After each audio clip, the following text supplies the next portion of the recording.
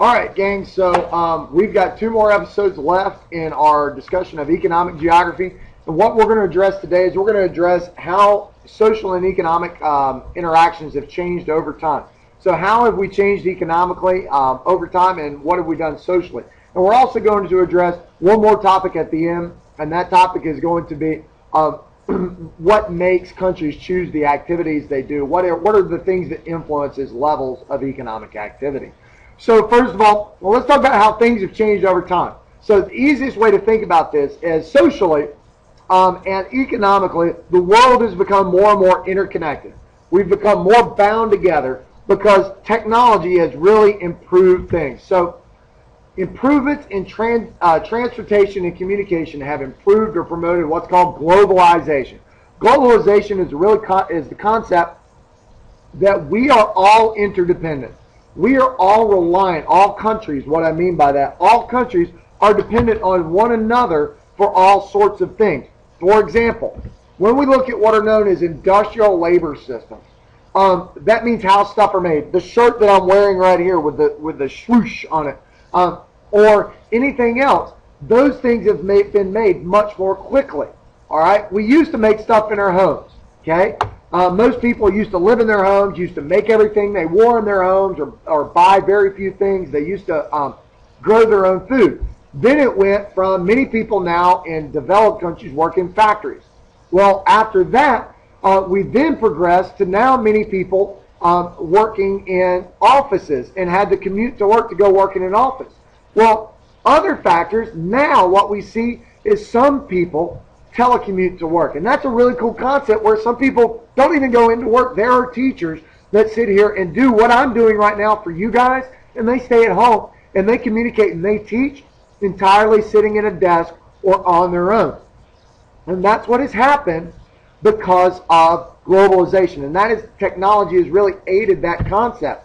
Other things that have happened over time is more and more people move, especially in developed countries, to urban areas. People make a transition from rural areas to urban areas, so cities are growing.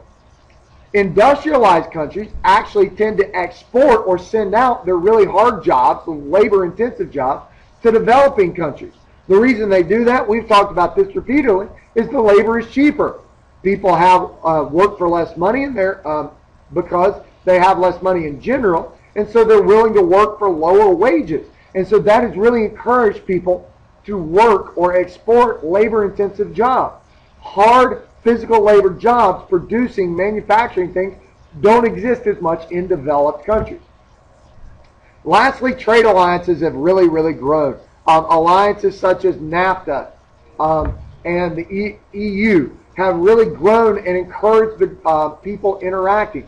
Over time, initially we said, no, we're going to protect ourselves. We're going to operate on what are called very protectionist policies. We're going to raise tariffs, and we're going to limit world trade. Well, what we saw was that actually led to a couple of wars, and that was not a very good thing. And so what happened is now we realize that our economic health and well-being is really tied to our social well-being in the world, so there are many, many more trade alliances. Okay, continuing on with that same fact, financial service networks and banks now don't operate in just one country or state. They operate in many countries or states. And so there's lots of banks that operate internationally. Product assembly takes place in a lot of different places. The examples given there are vehicles and electronic equipment. The parts for my truck, I drive a 2001 Ford F-150 pickup truck. The parts for my truck were made all over the place and then assembled, I believe, in Norfolk, Virginia. And that plant is closed down, but that's where it was assembled, I think. So my shirt, if you take my shirt, for example, the cotton, if there's cotton in the shirt, it was probably actually grown in the U.S. Well, the cotton was then shipped to another place to make thread, shipped overseas to somewhere in Southeast Asia to do that, or Oceania. And then it was woven into a shirt in another place. And so product assembly takes place in all sorts of countries because companies are going to find the cheapest place to do that. Technology allows for that instant communication. I mean, hello, I'm making a video to put on YouTube to teach you guys about economics and changes over time. If I wanted to call someone in India, I could do so with the drop of a hat. You can talk to anybody almost instantaneously because of technology allows that. Transportation networks are also really, really rapid now. I ordered something from Amazon the other day. It told me it would get here in 4 days. It got here in 2 because we have excellent roads and communication systems. Our roads travel quickly. It allows for fast and efficient transport of goods. And lastly but not leastly, products are sold all over the world. Now, Nike and Fujifilm are the examples you're given there, but you guys know from your very own experience that Walmart's all over. McDonald's is all over. You can go to a McDonald's here in Stewart's Draft, Virginia, and you can eat the exact same menu at a McDonald's across the country. And that's a pretty cool thing, but that's also an international or globalization thing as well. So what are some of the other things? This is kind of unrelated. What are some of the things that influence economic activity? Well, one thing that influences that we've talked about repeatedly is the access to human, natural, and capital resources. We're looking at the skill of the workforce. Are they skilled or unskilled? Are they? So what can we do there? All right, natural resources. You're only going to participate in the economic activities that you have the resources for. All right, technology. Does a country have access to new technology? Do they have access to transportation and communication?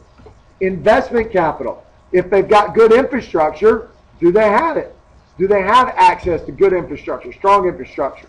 If they're a developed country, they do. If they're developing, they don't. Other things that influence economic activity. Location, physical geography. Landlocked countries like Paraguay and the Democratic Republic of the Congo have a very difficult time transporting things. It's more expensive to transport things over land. Landlocked means countries that don't have access to water. Coastal countries have easier access to ships. And that's why traditionally or island countries, they have been the most economically advantaged. Japan, the U.S., and the United Kingdom are examples of that. If you're close or control shipping lanes, that means you have easy access to boats going through your ports, boats going right by you, so you have access to trade. Egypt, Singapore, and Panama are examples. Do you have access to communication? If you have access to communication hubs that are regional or global in scale, you are able to communicate both throughout your country and to other countries. And what I mean by that is big cities, typically in developing countries, communicate more easily with those outside of their country than within. Other things that influence economic activity are the ability or the membership of economic unions. The more developed, or the more, if a country rather is in an economic union, they're more likely to participate in higher level economic activities as well as be more developed. Okay? Membership in economic alliances allows for easy movement of goods and services. All right? So those are all things that influence activity. It also allows for lower prices because of lower tariffs. And so you can buy more stuff, you can sell more stuff, and you can generally make more money. All right? So that's all for today. In just a few minutes, we'll come back and we'll talk about what's the difference between a developed country and a developing country. All right? Have a wonderful day, and I'll see you guys later. Bye!